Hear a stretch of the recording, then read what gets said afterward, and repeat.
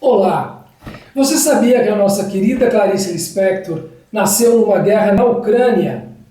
Sim, os seus pais eram refugiados de guerra. E além disso, uma coisa terrível, uma coisa muito violenta aconteceu com a sua família. Uma coisa que marcaria a vida de Clarice e definiria a sua obra.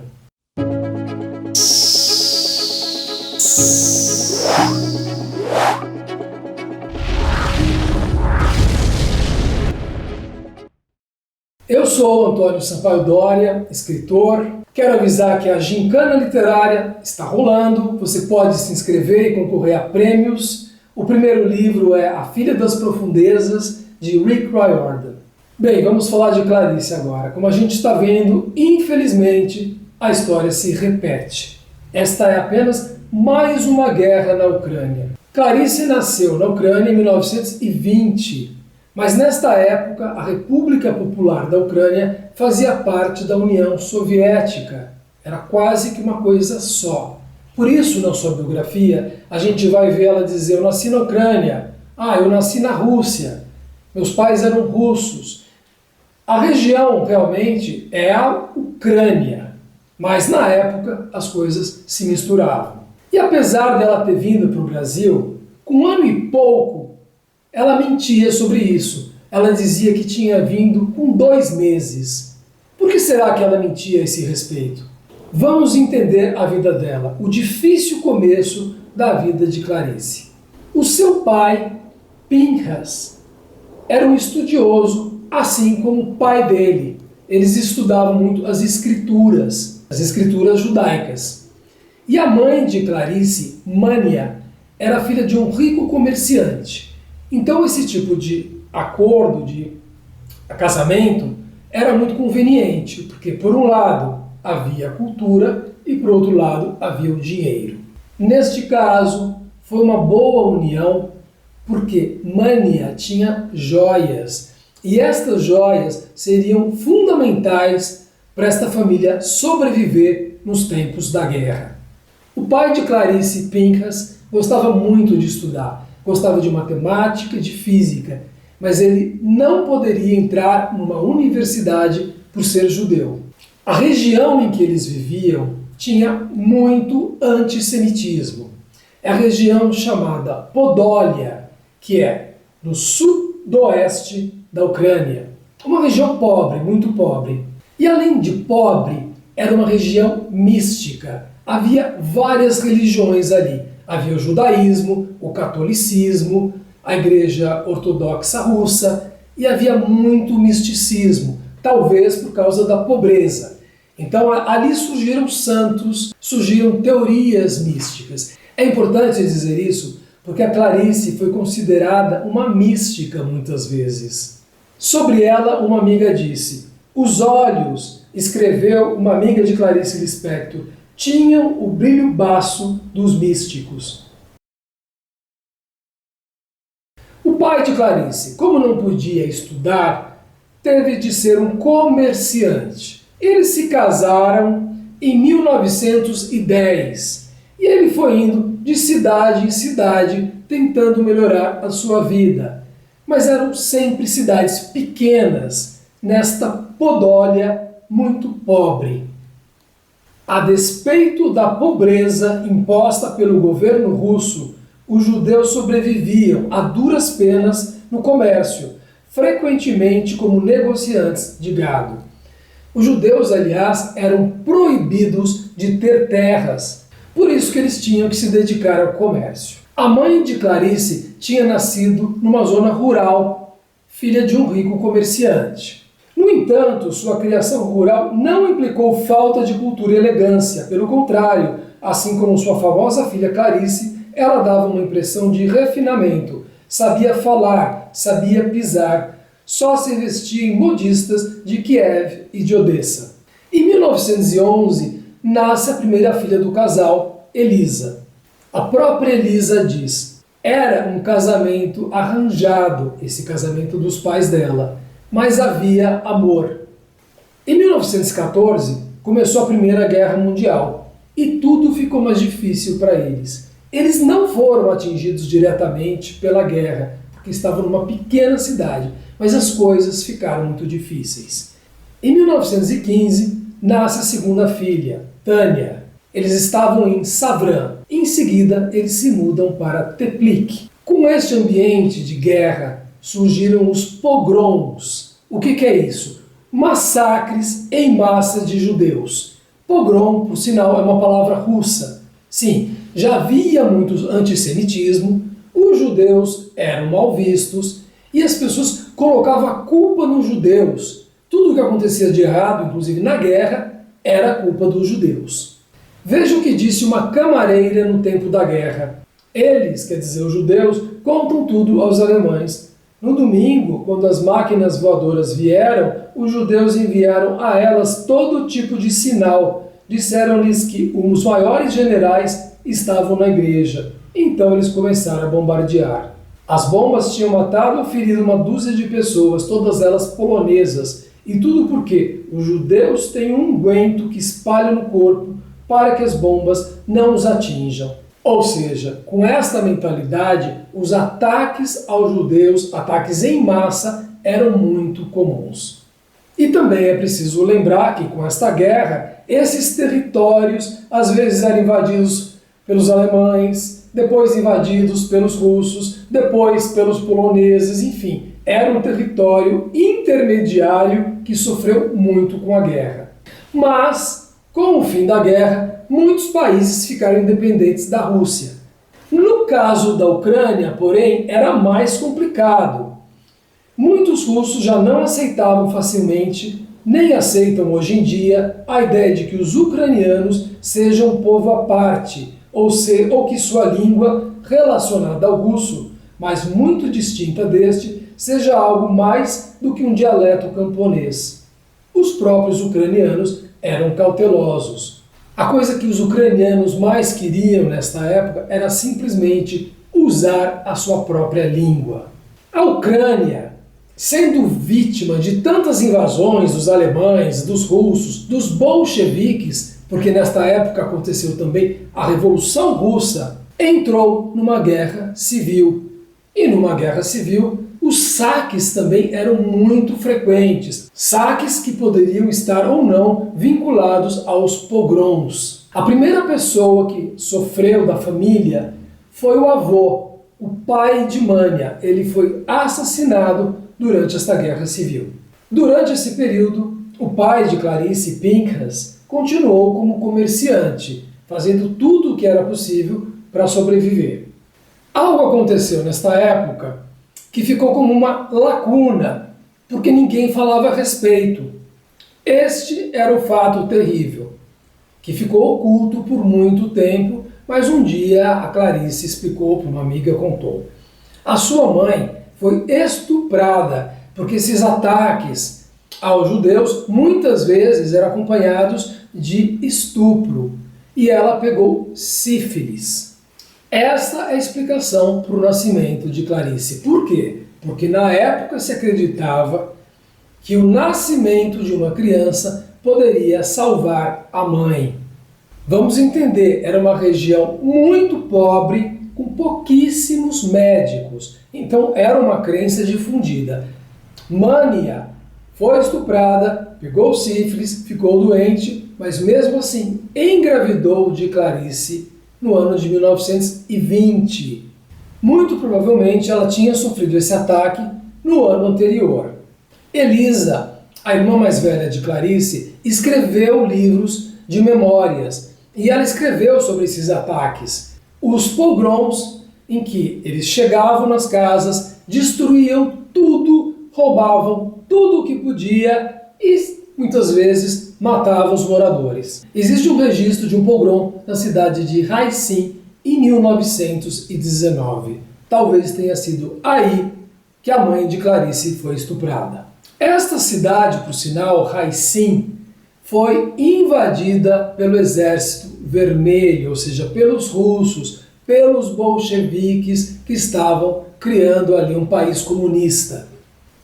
E neste momento foi que as coisas pioraram muito, porque eles proibiram o comércio. Quer dizer que o pai de Clarice não tinha nem como tentar sobreviver. A partir daí, eles começaram a acreditar que precisavam emigrar para sobreviver.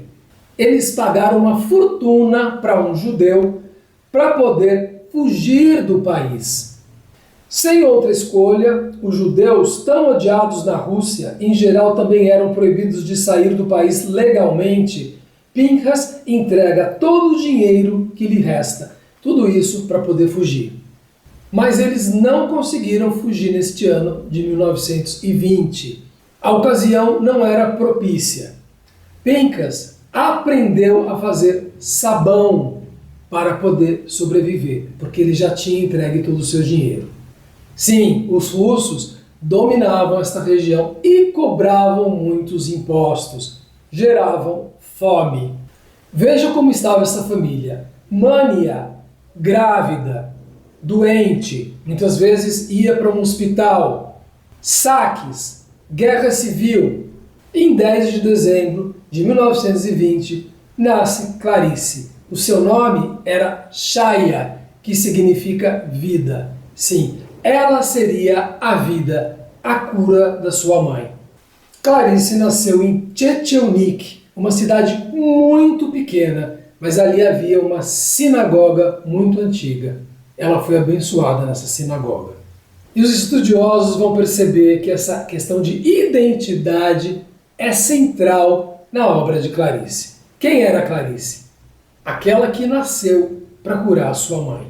Com a mãe doente e uma criança pequena, quem cuidava de tudo era Elisa, com apenas 9 anos. Para piorar, o pai pegou tifo. Gente, a Ucrânia estava sofrendo fome. A Ucrânia, que antes era considerada o celeiro da Europa, como até hoje é, nesta época passou fome. Estima-se que 1 milhão de ucranianos morreram nesta época por fome. É aí que entram as joias de Mania. Mania conseguiu usar as suas joias para sobreviver, para não morrer de fome. Até que a família, com Clarice, com quase 1 ano, conseguiu fugir dali. Fugiram por uma floresta, passaram pela Moldávia em direção à Romênia.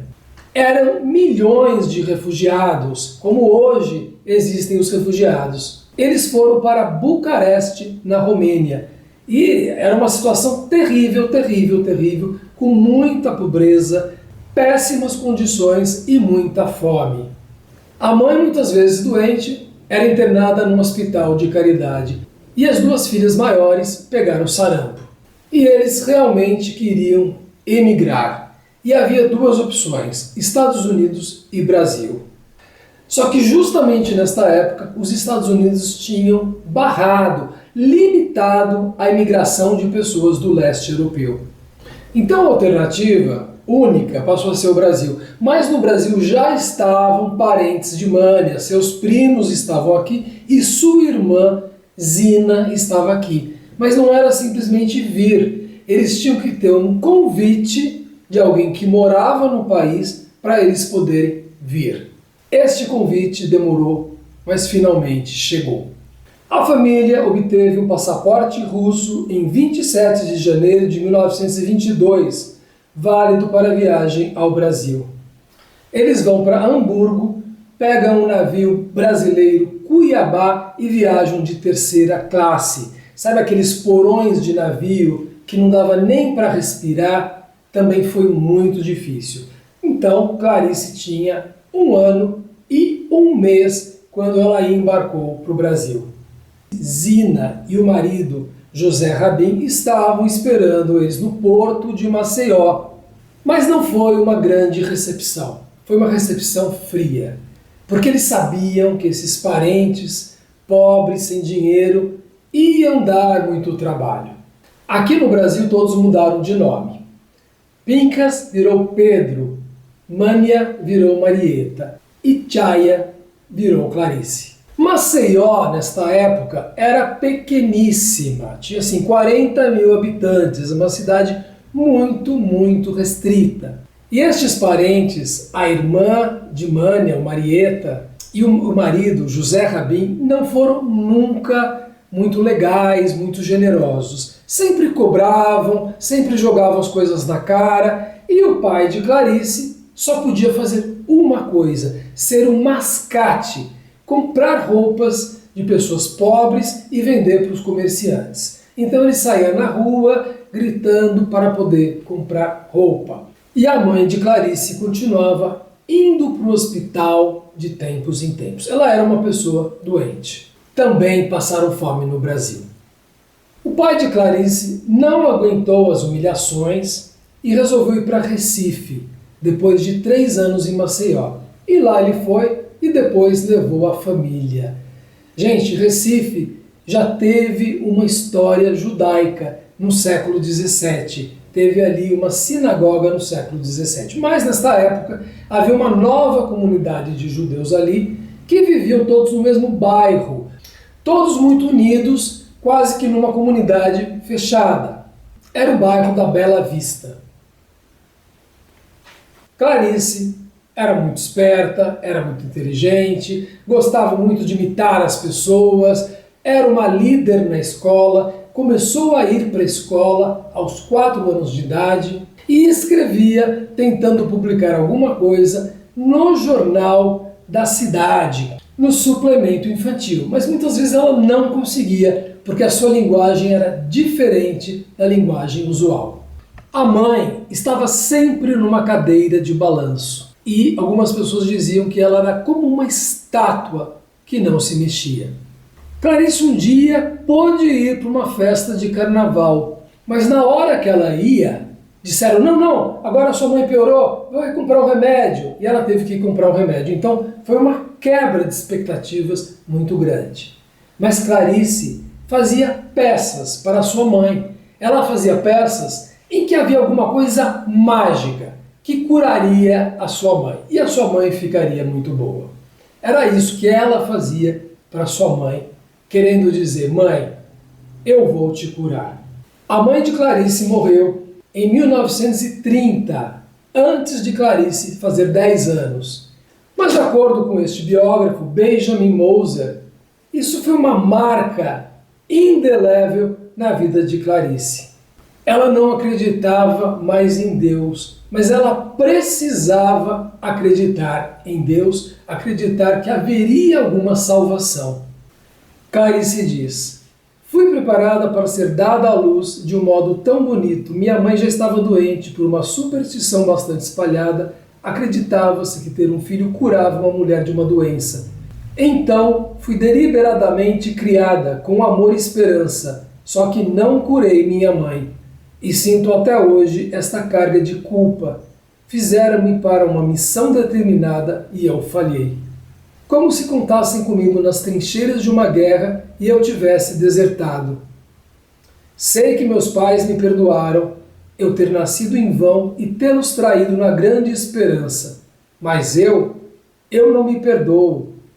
Quereria que simplesmente se tivesse feito um milagre, eu nascer e curar minha mãe. E Clarice ainda completa: eu escrevo como se fosse para salvar a vida de alguém, provavelmente a minha própria vida.